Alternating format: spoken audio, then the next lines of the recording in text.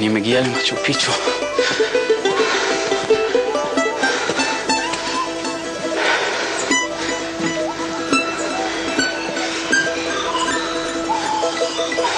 ממלכה של מטורפים, אין לי שום הסבר אחר לזה.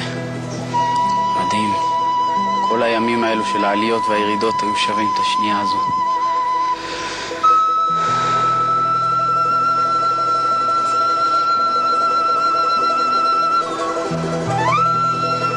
את האתר המדהים הזה גילה ההיסטוריון האמריקני בינגהאם רק ב-1911, וגם היום, כמעט 100 שנים לאחר מכן, הנסתר רב על הגלוי.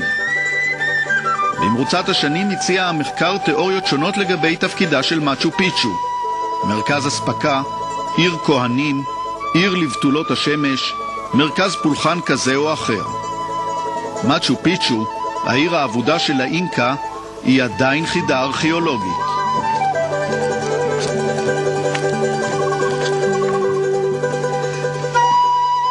המיקום מבחינה אסטרטגית מושלם. העיר בנויה בקצה הרכס ומשלושה עברים היא זוכה להגנה טבעית של ערוצי נחלים.